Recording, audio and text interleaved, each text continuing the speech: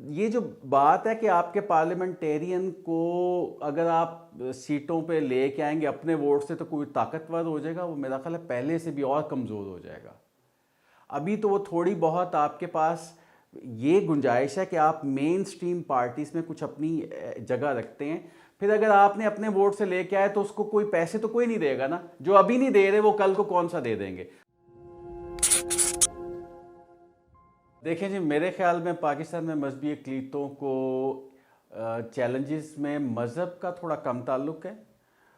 اس سے زیادہ ان کو اقتصادی اور معاشرتی لیول پہ جو چیلنجز ہیں ان کا سامنا ہے۔ مثال کے طور پہ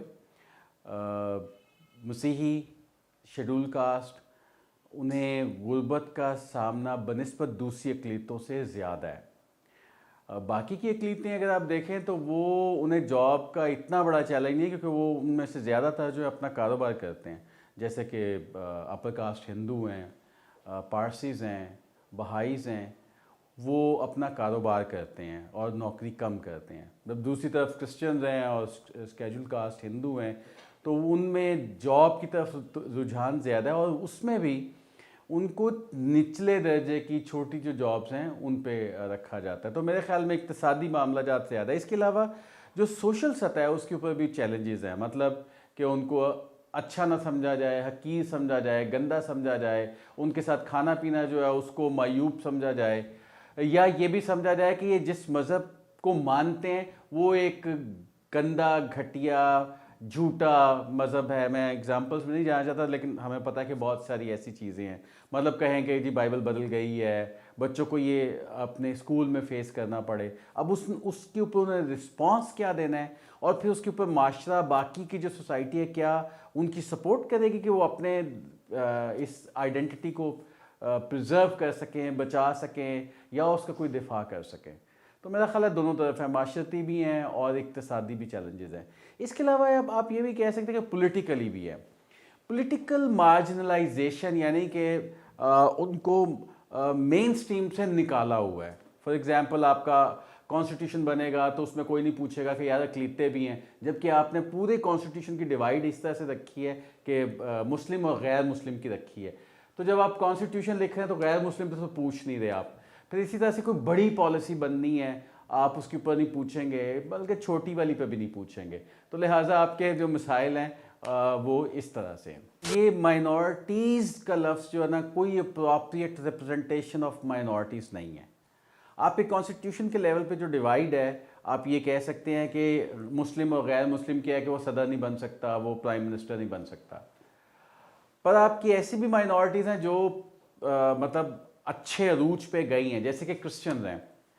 جیسے کہ پارسیز ہیں، جیسے کہ ہندوز ہیں، لیکن یہ وہ والی مائنورٹیز میں، ایون کرسچن میں بھی وہ اپر ایلیٹ کلاس ہے۔ اگر وہ اے آر کارنیلیس صاحب تھے تو وہ کسی پروفیسر کے بیٹے تھے، اب جو آپ کے پاس زیادہ لاٹ ہے وہ اینگلو انڈین اور وہ گوون نہیں ہے، اب آپ کے پاس پورا کلاس ہے، اس لیے اس کی آپ کہہ سکتے ہیں کہ ریلیجس جو لبرٹی ہے وہ بڑی زیادہ ہوگی۔ لیکن اگر دوسری طرف آپ دیکھیں کہ ہندو ہوں تو ان کو چیلنجز ہوں گے، سکھ ہوں تو ان کے نہیں ہوں گے، آپ سیلیبریٹ کر رہے ہوں گے، بہت سارے مندر ہیں جن کے اوپر قبضہ ہے، ان کو لیا نہیں جا سکتا، تو مطلب یہ ڈیپینڈ کرتا ہے، آپ اس لیے ایک بات تمام مائنورٹیز کے لیے نہیں کہہ سکتے، کچھ کو ہے اور کچھ کو نہیں ہے۔ اور اگر چونکہ 1974 سے کانسٹیٹیوشن میں آمدیز بھی شامل ہیں، اگر آپ ان کو بھی ڈال لیں مائنورٹیز کی طرف تو پھر یہ سچویشن کچھ اور مختلف نوعیت کی بنے گی۔ اب ہم مائنورٹیز سے particularly coming to the Christian community, میرے خیال میں چرچ کا کوئی بہت زیادہ بڑا رول کیتھولک چرچ کا آپ کہہ سکتے ہیں یا پروٹسٹنٹ چرچ کا پڑھانے تک، میٹرک تک اور اس طرح کا ایک حد تک ہے، لیکن اگر آپ کہیں کہ ان کو معاشرے میں کسی مقام پر لے جانے میں چرچ کا یا مذہب کا، اور وہ صرف کرسچینٹی تک محدود نہیں، وہ کسی بھی مذہب میں جو ترقی کا یا پروگرس کا عمل ہے اس میں مذہب کا کوئی بہت بڑا عمل دخل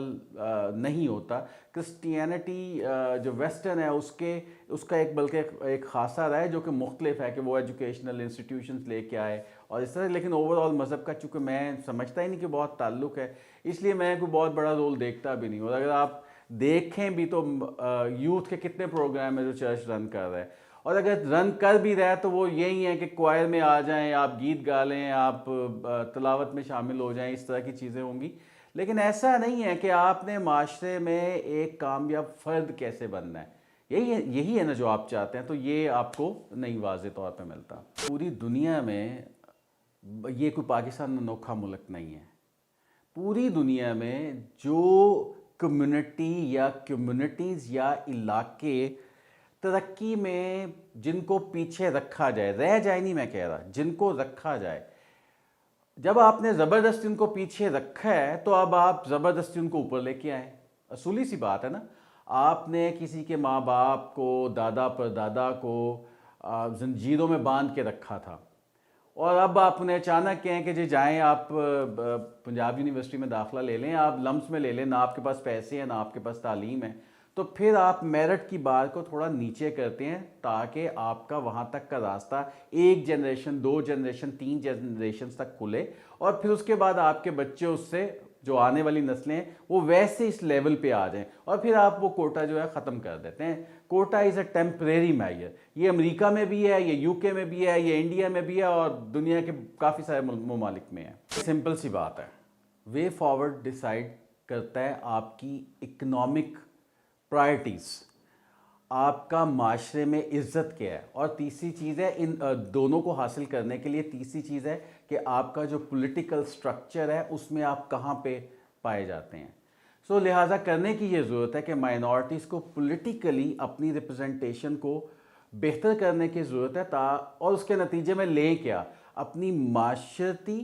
اور اپنی اقتصادی جو حالت ہے اس کو بہتر کر سکیں. That's the way forward. بنیادی طور پہ مذہب کو آپ کی سیاست کا حصہ نہیں ہونا چاہیے، پر چونکہ پاکستان میں مذہب جو ہے وہ سیاست کا حصہ ہے، اس لیے اقلیتوں کے لیے الگ سے جو سیٹس رکھی گئی ہیں. اب جب آپ یہ سلیکشن ناٹ الیکشن پہ بات کرتے ہیں تو ہم عموماً کرسچنز آپس میں بحث کر رہے ہوتے ہیں. ہم نے اقلیتوں کی بات کر رہے ہیں اور پارسی سے کبھی نہیں پوچھتے، سکھ سے کبھی نہیں پوچھتے، بہائی سے کبھی نہیں پوچھتے، احمدی سے کبھی نہیں پوچھتے. ٹھیک ہے، ان سے بھی پوچھ لینا چاہیے کہ بھئی آپ کیا چاہتے ہیں، تو ہم آپس میں بات کر کے یہ بارٹر کر رہے ہوتے ہیں. میرے خیال میں یہ جو بات ہے کہ آپ کے پارلیمنٹیرین کو اگر آپ سیٹوں پہ لے کے آئیں گے اپنے ووٹ سے تو کوئی طاقتور ہو جائے گا، وہ میرا خیال ہے پہلے سے بھی اور کمزور ہو جائے گا.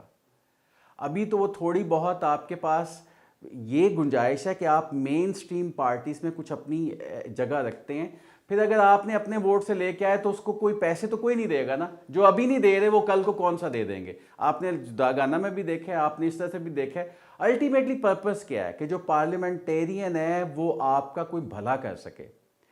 تو اور اس کے پاس کوئی سے آ جائے. تو یہاں پہ ہم نے دیکھا ہے کہ جو ووٹ لے کے آتے ہیں ان کے پاس کتنی سے ہے. اگر آپ کے لوگ ووٹ لے کے آ جائیں گے تو ان کے پاس کون سی طاقت آ جائے گی.